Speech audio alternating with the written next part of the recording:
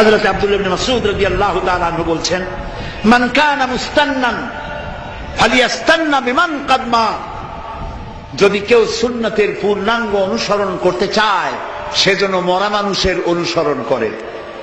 ফাইন্নাল হাইয়া লা তুমানু আলাইহিল ফিতনা, কারণ এই কথার কোনো গ্যারান্টি নাই যে যারা বেঁচে আছে তারা ভবিষ্যতে কোনো ফিতনায় পড়বে না, এটা বোঝার কোনো উপায় নাই।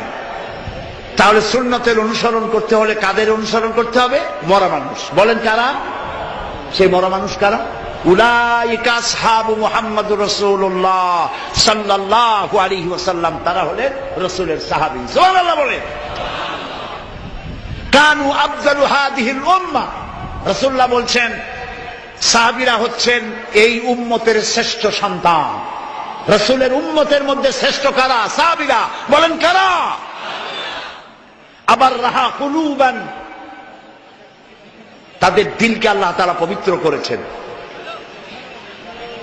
ওয়া আমাকাহা ইলমান, আর তাদের ইলমের গভীরতা আল্লাহ দান করেছেন। ওয়া আকাল্লাহা তাকাল্লুফান, আর আল্লাহ তাআলা তাদের কলিজাকে বক্রতা শূন্য করেছেন। ইখতারাহুমুল্লাহু লিসুহবাতি নবিয়্যিহি ওয়া লিইকামাতি দীনিহি, আল্লাহ তাআলা নিজেই, সাহাবীরা রাসূলের সাহাবী হইতে পারে নাই, আল্লাহ নিজেই এই লোকগুলিকে বাছাই করেছিলেন রাসূলের সাহাবী হওয়ার জন্য। জোরে বলেন সুবহানাল্লাহ। কেন বাছাই করেছিলেন? বাছাই করেছিলেন নবীর সাহাবী সাথী হয়ে সহযোগিতা করার জন্য নবীকে, আর আল্লাহ দ্বীনকে প্রতিষ্ঠা করার জন্য আল্লাহ নিজেই এদেরকে বাছাই করেছিলেন। সুবহানাল্লাহ। সেই জন্যে নবী যা করেছেন, সাহাবায়ে কেরাম যা করেছেন, ওইটার অনুসরণের মধ্যেই কল্যাণ, এর বাইরে কোনো কল্যাণ নাই। আমরা কি কথা মনে করতে চাই যে শবে বরাতের মতো এত বড় সওয়াবের কাম, তারপরে মিলাদের মতো এত বড় সওয়াবের কাম, এগুলো আমরা কেন করব না? প্রিয় ভাই, সব করব না এই কারণে, যেহেতু আল্লাহ রসুল তা করেন নাই, সাহাবায়ে কেরাম তা করেন নাই।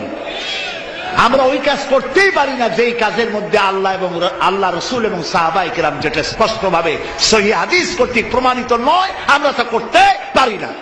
বলেন করতে পারি না। নামাজ, নামাজ, এই নামাজ আমাদের অনেকেরই নামাজ হয় না। রাসূলুল্লাহ বলেছেন, সাল্লু কামা রাআইতুমুনি উসাল্লি, নামাজ পড়ো সেইভাবে যেভাবে আমাকে নামাজ পড়তে দেখো। এটা শ্রেষ্ঠ ইবাদত। মুরগির দানার মতো খাওয়ার নাম ইবাদত নয়। মুরগির দানা খাওয়া দেখছেন তো? কথা না কইলে বুঝি কি? এই যে ঠক্কর ঠক্কর লাগাইতেই থাকে। সেজদা একটা দিয়া আরেকটা দেওয়ার জন্য মোটেও সময় নেই। আরেকটা রুকু দিয়া দাঁড়াবার আগেই সেজদা, সেজদা শেষ হওয়ার আগে আরেকটা সেজদা। নামাজ হয় নাই। তাদিলে আরকান করা, তাদিল মানে বরাবর করা। যতটা সময় রুকুতে ততটা সময় কিয়ামে, যতটা এক সেজদায় ততটা দুই সেজদার মাঝখানে। এটা করতে পারলাম না, নামাজ রসুলের মতো হইল না। আপনার নামাজ হবে না আমি তা বললাম না, আল্লাহ খুব ভালো জানেন নামাজ হবে কিনা। কথা বুঝে আসতেছে? এই নামাজের উপরে চট্টগ্রাম তাফসীরুল কোরআন মাহফিলে প্রায় 2 ঘন্টা নামাজের উপরে আলোচনা করেছিলাম। আলহামদুলিল্লাহ, লোকেরা প্রাণ ভরে শুনেছে। আবার যদি এখানে শোনাবার সুযোগ হয় শোনাবো। এই ব্যাপারে একটি কিতাব আছে, নাম বলবো? বর্তমান বিশ্বের শ্রেষ্ঠ হাদিস বিশারদ আল্লামা নাসিরউদ্দিন আলবানী রাহমাতুল্লাহ আলাইহি, তার লেখা সালাতুর রসুল, রসুল্লাহর নামাজ, একটি বই আছে। এই বইটি আমি পড়ার জন্য সকলকে অনুরোধ করি। সহিহ হাদিস দিয়ে বইটি লেখা। নামাজ যদি না হলো কোন ইবাদত কবুল হবে না। প্রথমে কিয়ামতে প্রথমে কি প্রশ্ন হবে বলেন সবাই? নামাজ। নামাজ কবুল, সব কবুল। নামাজ কবুল না, কোনটা কবুল না।